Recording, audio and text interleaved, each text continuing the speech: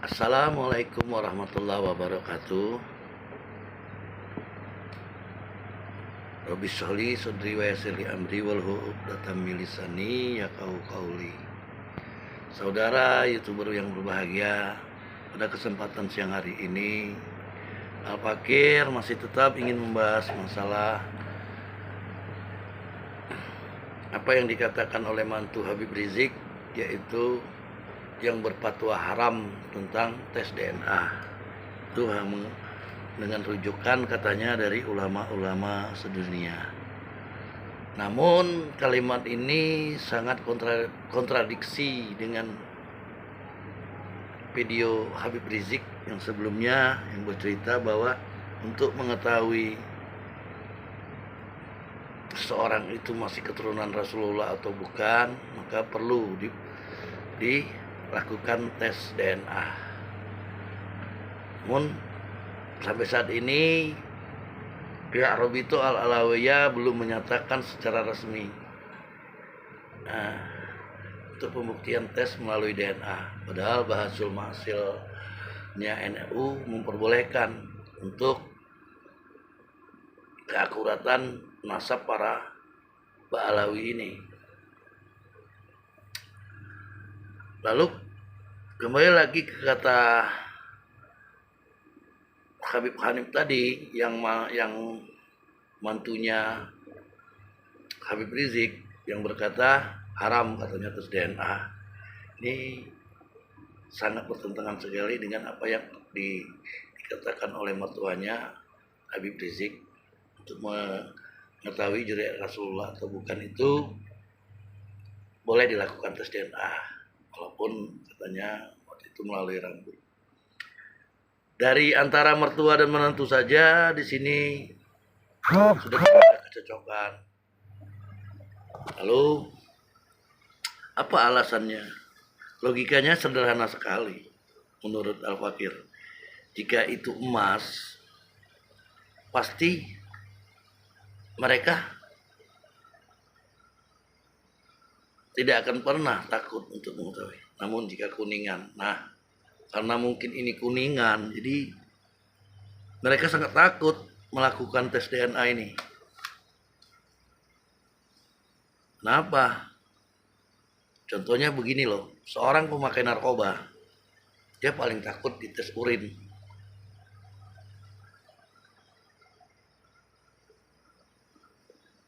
Lalu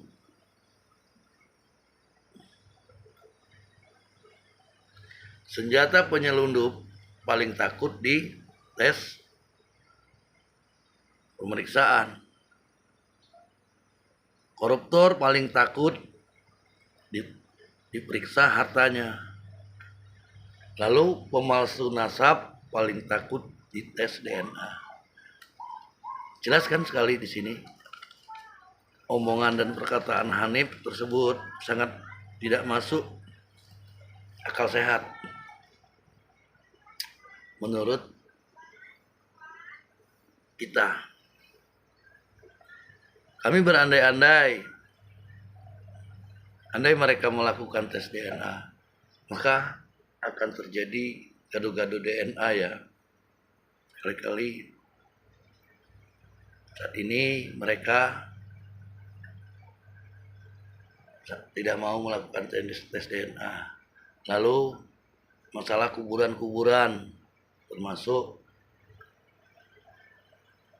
Habib Lutfi bin Yahya yang mengklaim katanya kuburan yang di Semarang dan keturunan Terah Mataram itu adalah bin Yahya. Artinya keturunan Terah Mataram yang dari Yahya kesininya, kalau itu asal berdasarkan anak laki-laki, maka Yahya semua ini yang dipertanyakan oleh Terah Kesultanan Mataram.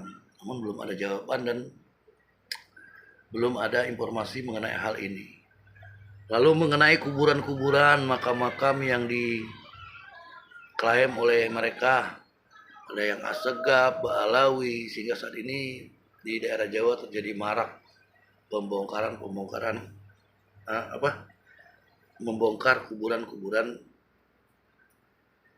Bahkan kuburan tersebut sudah ada namanya, sudah diketahui sejarahnya. lalu dialihfungsikan menjadi keturunan Ba'alawi, baik itu bin Yahya, As-Segaf, Al-Atos. Perlakuan mereka ini terstruktur, sistematis dan masif, artinya ingin merubah sejarah. Ini tidak ada jalan lain, tidak ada kata lain. Perlakuan mereka ini ya seperti salah satu kaum, bahkan lebih jelek dari kaum tersebut. Kenapa saya bilang seperti itu? Ini kan sudah ingin merubah sejarah, bendera, proklamasi, itu semuanya klaim semua dari Ba'alawi.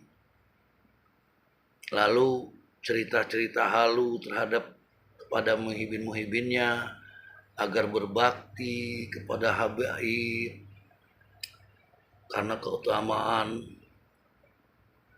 Habib itu lebih dari 70 kiai yang alim dan pintar, masih kalah dengan Habib gila atau Habib Majnun sekalipun. Lalu benarkah mereka ini keturunan Ahlul Bait? Ahlul Bait tidak pernah akan berkata seperti itu. Jadi mereka ini kalau menurut sejarah terjadi pengerahan massa dari Yaman pada abad 17 dan 18 sehingga sampai ke 19 awal. Mereka ini pendatang-pendatang mungkin keturunan Yahudi Ashkenazi yang berhaploji, itu tidak ada lain dan tidak bukan untuk membantu Belanda penjajah sehingga mereka dipekerjakan yang terkenal dengan namanya Kapiten Arab. Lalu setelah kemerdekaan ini mereka ingin buat, tidak ada lain dan tidak bukan tujuan mereka, dengan mengkultuskan beberapa makam, lalu bercerita halu tentang pakai Al-Muqaddam. Al-Muqaddam katanya itu ya, yang 70 kali dalam sehari bertemu Allah. Menurut Al-Fakir, ini bukan lagi mengakui keturunan Nabi mereka ini, bahkan mereka sudah lebih dari Nabi. Perbuatan syirik, khurafat, takhayul mereka ketenakan. Artinya merusak nilai-nilai ibadah kita. Lalu kemarin Muktamar NU boleh mengadakan bahasul masail yaitu untuk dilakukan tes DNA agar ketahuan yang mana emas dan yang mana kuningan. Sungguh perlakuan mereka ini menurut saya sangat terstruktur, sistematis dan masif. Dan para muhibin ini mungkin karena kita ini masih jajahan Belanda ya dulu ya, dan tidak pernah mau menggunakan sedikit logika, akal pikir, zikir, dan apa yang diceritakan oleh beliau seperti cerita halu Baharun As-Segaf yang Bani Ba'alawi ini tidak pernah mau meminta-minta cerita, namun kenyataannya dia berhutang dengan atas nama Rasulullah. Orang-orang seperti ini yang perusak agama ini pasti akan menjual nama Rasulullah, tidak ada lain dan tidak bukan tujuannya untuk kepentingan pribadi.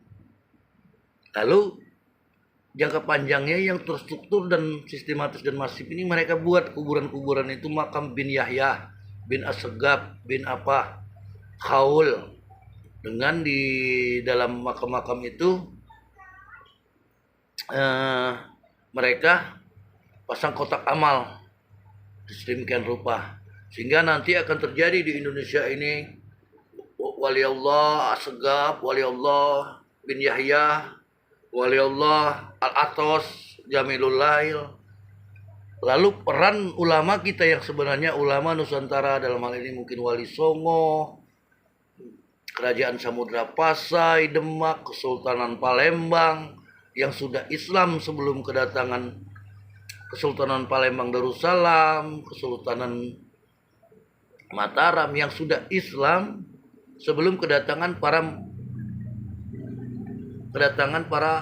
kaum Yaman ini. Hilanglah sejarah kita.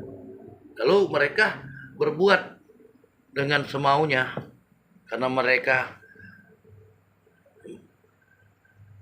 sudah merasa menjadi keturunan Nabi, padahal keturunan Nabi yang tidak mau tes DNA.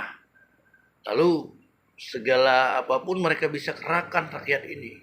Kebetulan para muhibinnya ini banyak yang ibarat sapi kerbau yang dicocok hidungnya.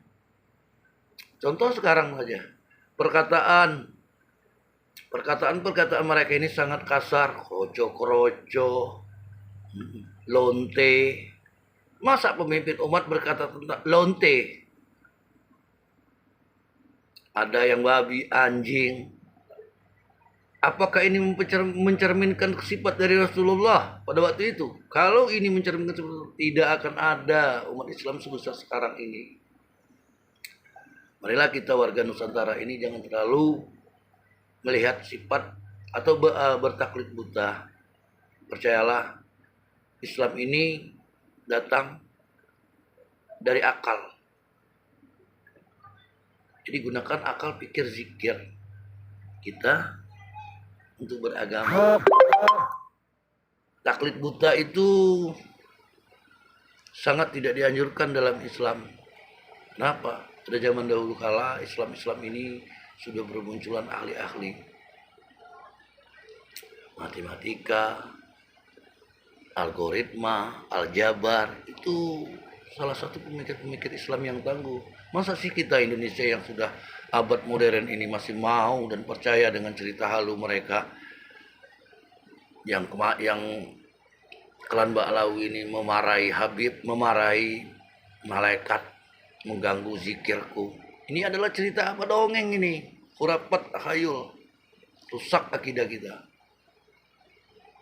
Belajarlah sanadnya yang benar. Saya berpikir kayak seperti beberapa orang ustadz itu yang perkataannya kotor itu bukan habaib loh. Itu sifat seperti itu. Nah, Islam ini ajaran cinta kasih, rahmatan lil alamin. Bagaimana ini menanggapi ini? Pemerintah harus berperan serta. Jangan sampai keimanan kita ini rusak oleh kaum Ba'lawi ini yang mengaku-ngaku sebagai zuriat Rasulullah, padahal sifat aslinya tidak ada lain dan bukan tujuannya untuk mencari cuan kehidupan di dunia ini, merampok harta Nusantara ini dengan berbagai cara, dengan berbagai dalih, baik itu jualan air ratib segala apa. Banyak sekali terjadi itu kiai-kiai karena ketakutan. Ada dalil yang mengatakan ahlul bait